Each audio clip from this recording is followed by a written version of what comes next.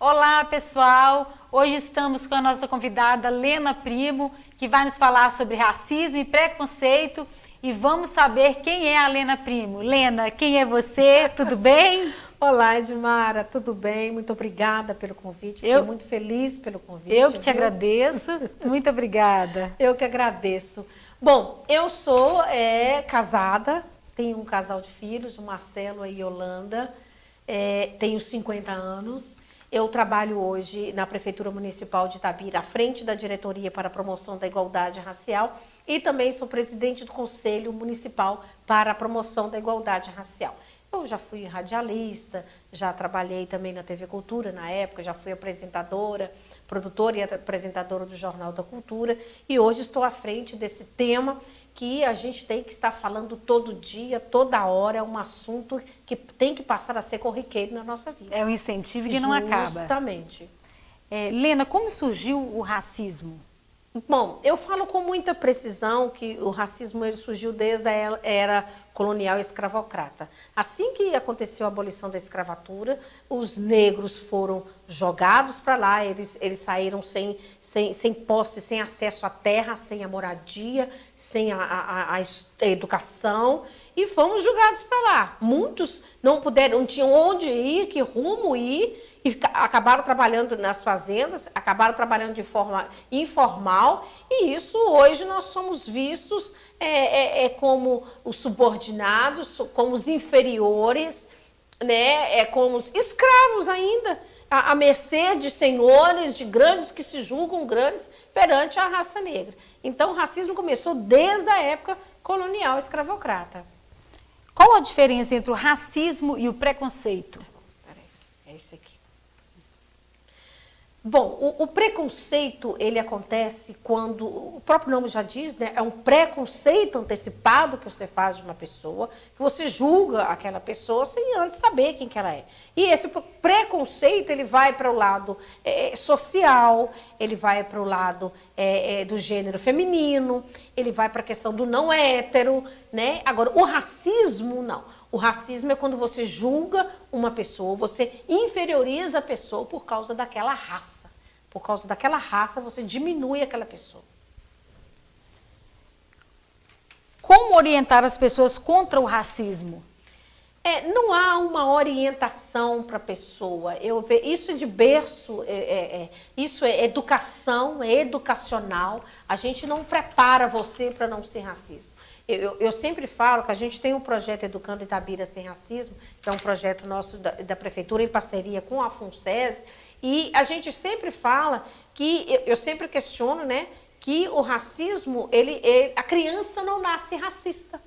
Isso vem de lá de casa, é um apelidinho ali, uma brincadeirinha ali que começa dentro de casa e transforma nisso, e a criança já cresce olhando o negro de uma forma diferente, olhando aquela pessoa de uma forma diferente. Então, assim, não, eu não gosto porque é preto. Preto é isso, negro é isso, onde é negro quando caga negro. Então, tudo isso vem dentro de casa. No caso, da família, justo, né? É uma questão familiar, é uma disciplina que tem que ser dada dentro de casa. Não existe isso, é questão de educação, é uma questão de educação familiar, é uma disciplina, começa em casa, é de pai para filho. A questão do preconceito, do racismo.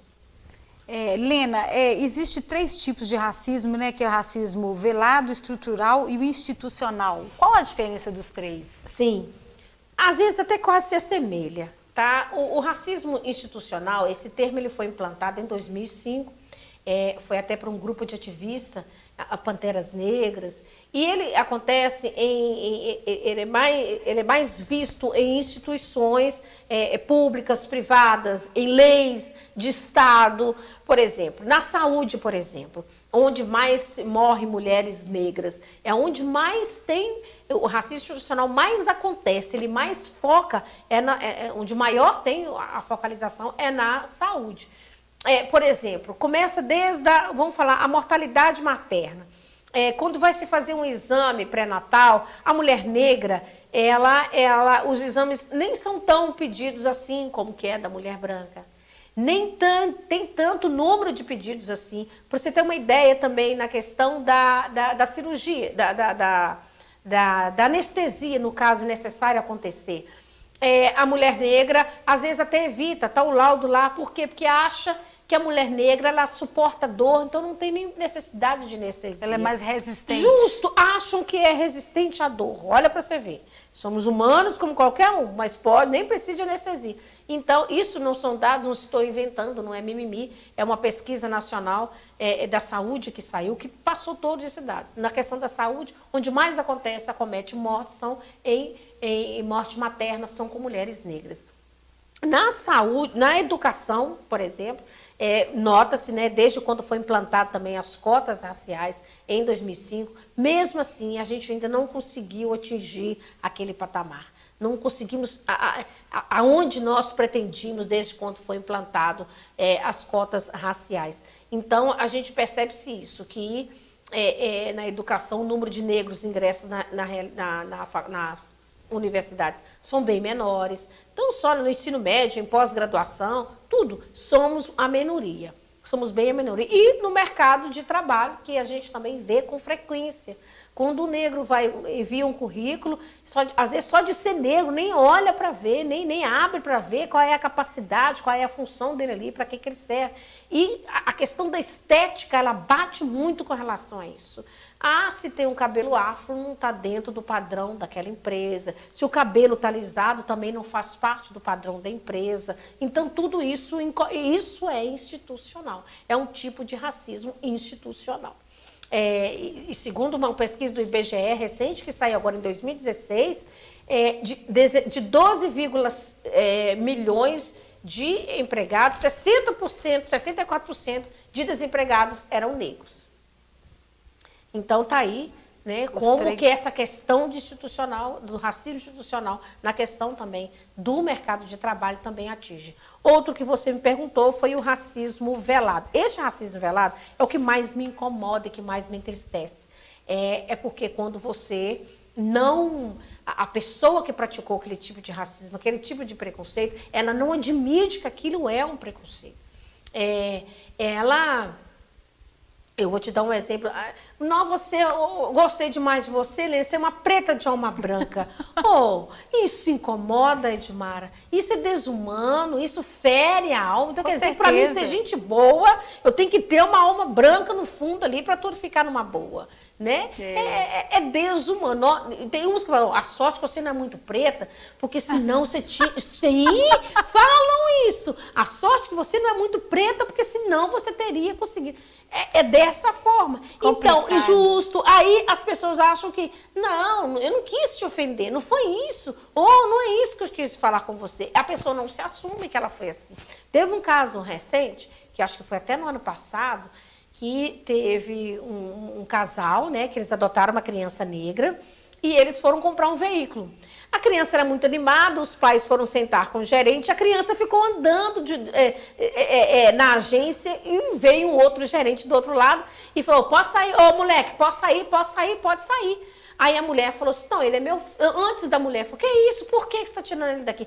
Não, eles costumam entrar aqui para poder pedir dinheiro, a gente está expulsando. Aí o cara falou, ele é nosso filho. Então, na hora, foi chamado, foi um tipo de racismo, a pessoa foi denunciada, né? E sem ser a família, você acha que a sociedade também tem culpa com relação aos ditados populares, do tipo, você é uma preta branca? Sim, a sociedade ela tem um papel fundamental nisso. Vamos supor, você, por exemplo, deixa eu te dar um exemplo, né? A sua mãe não teve essa educação, mas você já está inserida na sociedade, você já tem conhecimento, você já tem tudo, você pode educar os seus filhos para isso. A minha mãe, por exemplo, ela alisava o nosso cabelo para poder ir para a escola, para a gente poder ser aceita, para a gente poder não passar vergonha. E hoje eu não posso fazer isso com a Yolanda, eu vou alisar seu cabelo. Não, minha filha, hoje você tem que aceitar que você é negra, seu cabelo é maravilhoso, as pessoas têm que te aceitar como você é, mas primeiro você tem que se aceitar como você é. Exatamente. Então eu falo que é uma questão educacional, é educação, por isso que nosso projeto chama Educando Itabira Sem Racismo. Então, assim, eu não posso culpar os meus pais lá atrás, mas agora aqui na frente, que agora a gente vê que é lei, que é isso, que é aquilo outro, a gente está aí para fazer esse papel. Lena, você é a favor das cotas raciais? Sim, sou a favor das cotas raciais, é um tema que... eu vou explicar por quê que eu sou a favor das cotas raciais. Por que que existe a cota racial? É porque nós somos coitadinhos? É porque nós somos burros? É porque nós somos inferiores? Não. O Brasil tem uma dívida muito grande com o negro, por causa daquilo que eu te falei no início da entrevista, que a gente teve a abolição da escravatura, mas fomos julgados para lá, sem acesso a nada, a moradia, sem nada. E o Brasil foi julgado para lá, e com isso os negros não tinham para onde ir. As mulheres, elas ficaram o quê? Ficaram obrigadas a ser babá, para conseguir um emprego, a babá, para olhar os filhos dos senhores, filhos de médicos, e das professoras, e etc. Então, para elas poderem entrar, para as mulheres poderem trabalhar. E cadê o horário, o tempo para a mulher aí? O homem, ele teve que se ingressar na construção civil, e o tempo para trabalho não tinha. Para você ter uma ideia, na época que foi liberado, que aconteceu a abolição, o negro não tinha como escolher o horário para estudar nem nada. A gente mal podia entrar dentro de uma igreja, a gente sentava no banco lá atrás. Então, assim, por isso que o Brasil reparou tudo isso, porque existia antes cota para brancos, em 1800 acontecia cotas para brancos, tinha cota só para branco. Aí o Brasil reparou isso tudo e criou a cota para negros na universidade. Depois de tudo isso que passou, agora está abrindo um espaço para a gente, para o negro poder estudar. Mas não é porque somos coitados, somos inferiores, nem um pouco coitadinhos. Simplesmente porque nossos antepassados, nossos ancestrais, não tinha como ingressar no mercado, tanto de trabalho quanto no estudo. Nós não tínhamos, a nossa função era trabalhar. Era trabalhar. Se quiser sobreviver, era trabalhar. Ô, Lena, algo que se faz ao combate ao racismo hoje? O que se faz? O que se faz ao combate ao racismo hoje é questão de consciência humana. Eu não sou diferente de ninguém, eu não sou diferente de você porque você é branca, eu não sou diferente de você porque meu cabelo é crespo, o seu é alisado. Não há diferença. A diferença aí é só de cor, mas de capacidade, de potencialidade, de educação, de caráter. Podemos até ser melhores ainda. Então, esse combate que eu te falo, ele vem da consciência humana. E o preconceito, você já viveu algum preconceito? Ah, já. Eu, desde a infância, eu passei por vários tipos de preconceito. E hoje, Edmara, eu era para ser uma pessoa hoje totalmente de baixa autoestima. Primeiro começou na escola, eu lembro quando uma professora pediu, Maria Helena, vai buscar um giz na sala ao lado? E o menino veio abrir a porta, né, para poder ver quem é que estava batendo na porta. Na hora que ele viu que era, o menino bateu a porta, é negra, e fechou a porta. Eu tenho como se fosse hoje. Eu tenho como se fosse hoje. Eu tenho isso em minha mente. Eu tenho a voz do menino, eu tenho o corpo do menino, eu tenho a roupa do menino. Isso não se apaga, não. Isso não se apaga. Eu tenho até hoje o rosto do menino, tudo na minha mente. Cheguei na minha sala chorando, a professora... Eu lembro que era na escola Major Laje, a professora chamava Tia Eleusa, e Tia Eleusa perguntou se está chorando, porque o menino me chamou de preta, de negra. Tia, eu não quero voltar lá mais. E depois disso, eu sofri preconceito quando eu trabalhei na rádio. Eu tinha um programa de samba, de pagode, o programa era muito animado, muito agitado, todo mundo da cidade ouvia, e eu tinha mania as pessoas falaram, eu sou sua fã, quero te conhecer, então vem cá. Aí essa pessoa veio uma mulher loura, muito bonita, por sinal, ela chegou e falou assim, ô Helena, eu tô aqui embaixo, eu vim te conhecer, eu trouxe até um bolo para você. E nesse dia, o programa era dia de sábado, eu estava só, né, na rádio, eu estava bem só, e não tinha ninguém, nem porteiro, nem ninguém, era só eu que estava lá, porque era final de semana. Eu fui abrir a porta para ela, e ela na minha frente, ela ficou assim, eu quero ver a Lena, eu quero falar com a Lena. Aí eu tô assim, tudo bem, sou eu, a Lena. Edmar, ela parou, ficou me olhando, me entregou o bolo assim, e foi embora. Deixa eu ir embora, que eu deixei meu carro mal estacionado. Ela não esperava nunca que fosse uma negra, que ela se tornou fã, que tinha um programa de samba com tamanho audiência que todo mundo... Ela nunca esperava que fosse uma negra na frente dela. Ela ficou perplexa. É você? Aqui, toma aqui o bolo. Eu nem comi o bolo, deixei lá pro vigia. Toma aqui o bolo que eu deixei meu carro mal estacionado. Eu disse, olha, para quem era fã, a mulher estava um escândalo, queria me conhecer, agora saiu assim. A gente só acredita porque você está contando, sim, mas é inacreditável. Sim, inacreditável. E outro caso que eu passei foi quando eu trabalhei na televisão. Eu era apresentadora na época e eu lembro que a gente tinha, a equipe toda tinha uma reunião na Fundação Cultural, só ficou eu e o Geraldo na época para poder gravar o programa. O telefone tocou, tá tocando insistentemente. Eu tinha acabado de gravar o jornal, na época o jornal era gravado. E quando eu atendi, a pessoa falou assim, eu falei assim, boa tarde, TV Cultura. Boa tarde, eu queria falar com o diretor aí, com o responsável pelo pessoal. Tá todo mundo em reunião na Fundação Cultural, mas pode falar, qualquer coisa eu dou recado. Ela falou assim, não, é coisa rápida. Eu queria falar o seguinte, tem tanta mulher bonita nessa cidade, vocês foram colocar uma negra para apresentar o Jornal da Cultura? Eu simplesmente falei assim, minha senhora pode ficar tranquila que o seu recado será encaminhado. Deixa eu desligar porque eu vou trabalhar. Se fosse hoje, a resposta que eu tinha para ela seria outra. Hoje eu estou bem mais madura com relação a tudo isso, mas fiquei chocada, fiquei muito triste. Eu peguei e falei assim, ó, será que é porque eu sou feia? Não, fiquei imaginando, meu Deus, será que eu não estou apresentando? Será que está faltando? O que ela, para questionar dela, ligar? A mulher ligou assim, com uma raiva. Parecia que ela era responsável por alguém que apresentasse o jornal. E ela não estava admitindo. Com tanta mulher bonita, vocês foram colocar uma negra para apresentar o Jornal da Cultura. Nossa. Choca, fere a alma, machuca. E, Edmara, eu falo para você o seguinte, eu tenho um filho hoje de 20 anos, o Marcelo. O Marcelo, ele sofreu por preconceito, bem cedinho na escola, por isso que veio aí a ideia de eu criar o projeto Educando Itabira Sem Racismo. O Marcelo, ele quando tinha 5 anos de idade, ele foi chamado, mãe, eu não quero mais ir para a escola porque eu fui chamado de churrasquinho queimado.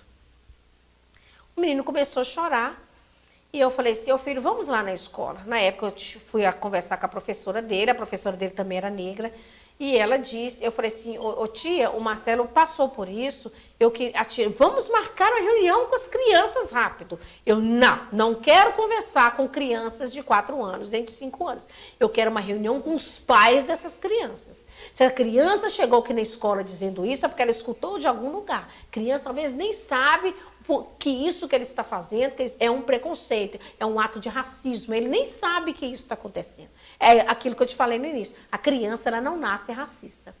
Por isso que a gente criou o projeto Educando Itabira Sem Racismo, baseado nisso. Meu filho passou por problemas psicológicos, ele mal se olhava no espelho, ele queria alisar o cabelo. Então foi muito difícil. E eu falo para você, só quem sente na alma é que sabe. Lena, o racismo é um crime. Você acha que as leis estão muito devagar, muito...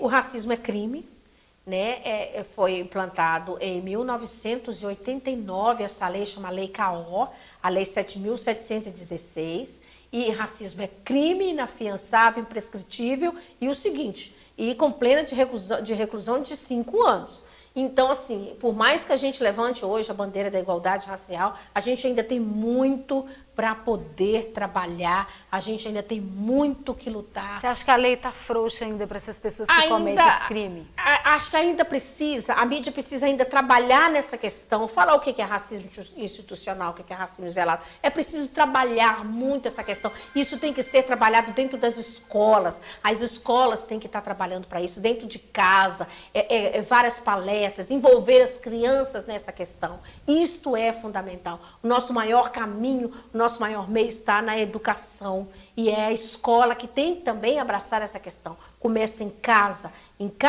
a educação em casa. Em casa não tem como não dá conta não, então vamos para a escola, que a escola tem que abraçar a causa. Exatamente. Qual a mensagem que você deixa para conscientizar as pessoas? Eu falo que isso eu queria falar, que racismo é crime, e eu falo também, gente, não existe brincadeirinhas, não existe você preto de alma branca. Eu acho que principalmente para nós negros, a gente tem que estar sempre se valorizando, defendendo cada dia, não aceitando esse tipo de brincadeira, e mostrar para quem faz isso, para quem pratica esse ato de racismo, fere a nossa alma, machuca muito. É só quem sente na pele é que sabe. Todo mundo fala que essa frase é clichê, mas não é não. É só quem sente na pele, é só quem ouve, é só quem sente é que sabe. Eu não falei aqui, eu dou um exemplo da minha infância de escola. Eu até hoje eu não esqueço o menino, a roupa que essa criança estava com ela, que fechou a porta na minha cara porque eu era negra. Ele nem me deu um giz só porque eu era negra. Então dói, machuca, fere. Não brinque, isso não é brincadeira. E racismo é desumano. Racismo, além de ser um crime, é desumano. Esse da rádio aí também foi bem feio. Esse da rádio foi. A mulher, Consolador. Edmara estava enlouquecida para me conhecer. A mulher chegou toda doida. Ah, quero conhecer você. Ah, é você? Poxa. Né? Machuca. Dói. Fere algo. Fere algo. Então, tá. Lena, nós agradecemos muito a ter aceitado o nosso convite. Muito obrigada. Eu que agradeço o convite, Edmara. Estou muito feliz por ter voltado a falar desse assunto. E como eu disse no início, né, é um assunto que a gente tem que falar todos os dias. Muito obrigada pelo convite. Obrigada de coração. Nos acompanhe pelo site www.cbctv.com.br, pelas redes sociais YouTube, Facebook e Instagram. É só digitar @CBCTV Oficial.